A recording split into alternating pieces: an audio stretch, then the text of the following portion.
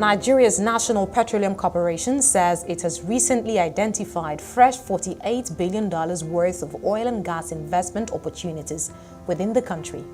The Oil and Gas Free Zones Authority also has such mandate to attract investments into the country for oil and gas and associated services. General Manager and Chief Operating Officer of the authority's Special Purpose Vehicle, Cynthia Eguridu, identifies Nigeria as an investment springboard into the African continent. She says working with the oil and gas free zones provides opportunity at all levels.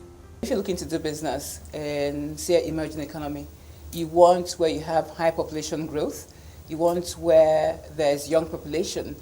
First of all, because it's a large market, but also because you have a workforce that's trained. We're one of the best trained people in the world, Nigerians traditionally are.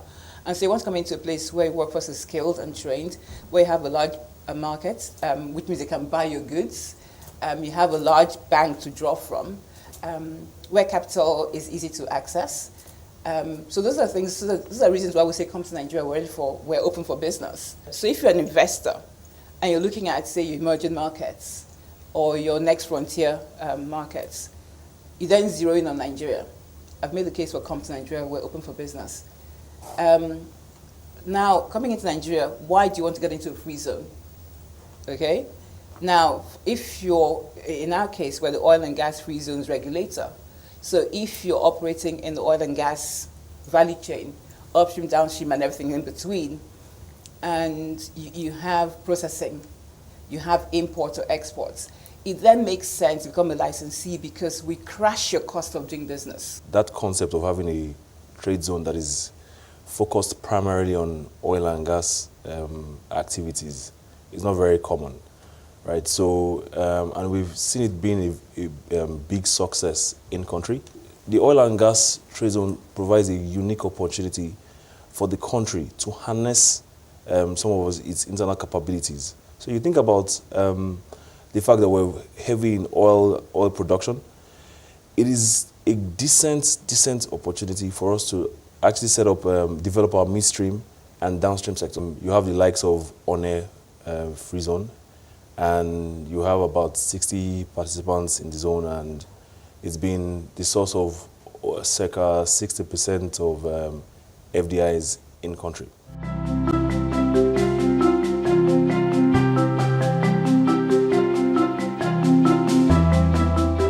Initiatives of the Oil and Gas Free Zones Authority are structured to support Nigeria's oil and gas sector, and the authority says its chief strategy is to ensure that all due process burdens are taken off investors and licensees. So you suspend all those costs, you crash your costs, and so you can then just concentrate on just adding value to what you're doing. We have made great inroads into not just Nigeria sector, but really the global market.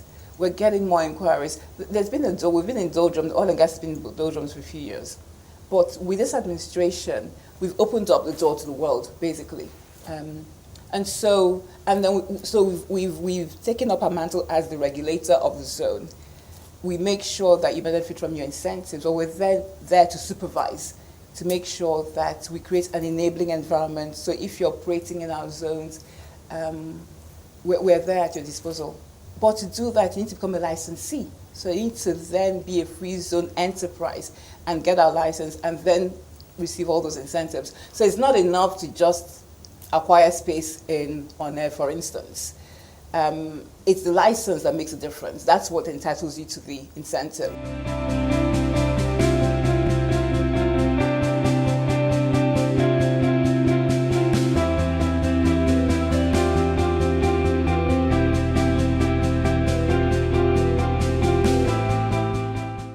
We've focused our energy on attracting investors to Ikokiri, which is a greenfield. It's an island of River State. In fact, it's on the axis. It's 2 kilometers away from One zone as we know it. And then there's a brass. Brass is more brownfield. Notore is brownfield. But what we've done is we partnered with PwC, PricewaterhouseCoopers, to identify and rank for us in terms of focusing our energy on free zones to market into. We don't want a scattergun approach. And so if you're going to concentrate our effort, let's determine based on global benchmarking where we should focus our energy on. PwC have come back and they've given us what we already know. Ipokiri is great, is a great prospect for development. It's already a designated free zone, so half the work has been done.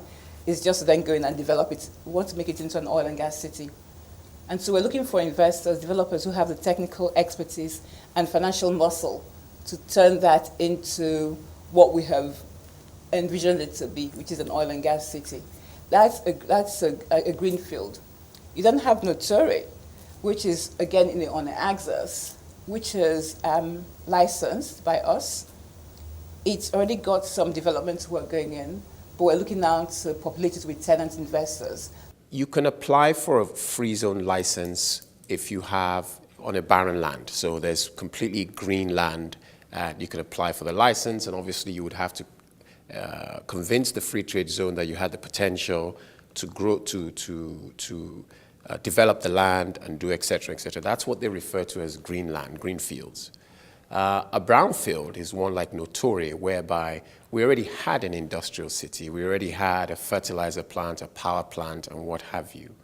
We already had the commercial offices and the residential, and then we subsequently applied for a license. That they call a brownfield. In other words, it's an industrial city that was already in existence. It's not brand new, and that's the fundamental difference. They would then apply to the oil and gas free trade zone for a license as an enterprise.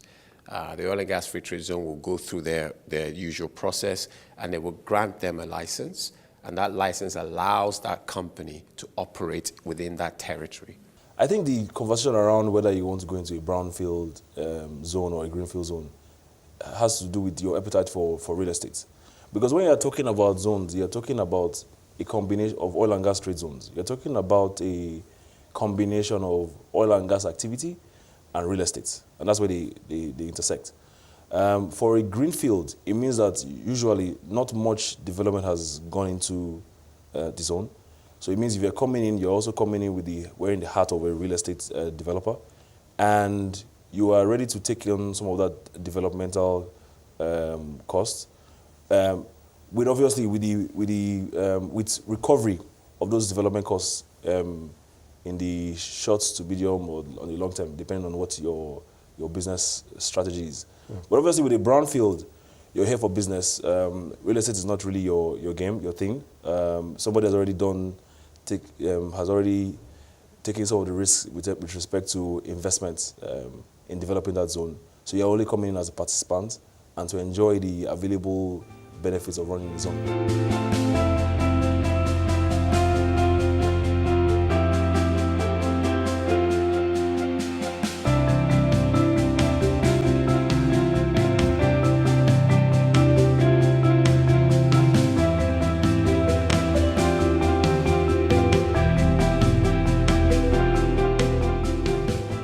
Beyond ease of doing business and opportunities to choose between green and brownfield areas, prospective investors and licensees, according to the OGFZA, have a plethora of opportunities to choose from, as well as business partnership models designed to further facilitate ease of doing business and to boost investments. For the investor, they have plenty of choice. Now, our zones are primarily in the oil and gas belt, Niger Delta, with also port proximity. So, which means if you're expecting goods inwards or exporting goods, it's easy to do business in our zone. So there's the One, which is our flagship. There's Notore, which is also in the One axis. There's the Ipokiri, which is an up-and-coming greenfield, again in the One axis. That's already 3, right? And those are designated free zones already anyway. There's a co-support in Lagos. There's Brass in Bayelsa. There's Ibaka, there's Awaritse. So there's Warri. Some of the onshore swampy areas, oil companies, will use One as their base. You have One Free Trade Zone and you have the Notore Free Trade Zone. And what we have is a platform that allows all these oil companies to use it as their base, either for storage, for their logistics, and what have you when they're going on or offshore. And those are the opportunities that that exists for them. In addition to that, you have what I would call their value chain businesses. So you have the oil servicing companies that follow those oil companies that also need to have a base, whether it be for storage of equipment, for pipes and what have you, or residential status or offices within those zones.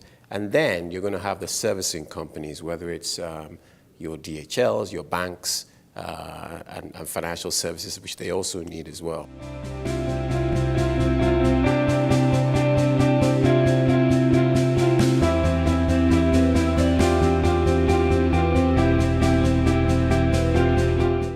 Any investor will look at the risks and look at the rewards. Now, there's the different models to actually get some of these things going, right? PPPs are always a good option, right? Because what you're saying is you're taking some of the burden of the government in development of some of this infrastructure that needs to be put in place. So there are different types of PPPs. With us, we give you a concession if you're a developer. We concession you for a few years. And so we're hoping that you'll build the zone, you'll operate it for a while, and then when your concession time is up, you then transfer to the government or to whoever buys it from you. That's that PPP model. I have to say that the OGFZA have been very, very instrumental in getting quite a few companies to participate in their vision, which is to have, in my opinion, the best free zones in the country. And I want to just state very quickly that under the leadership of Mr. Omana, we've had a fantastic partnership whereby the process, the application of getting a free zone was extremely transparent, very professional.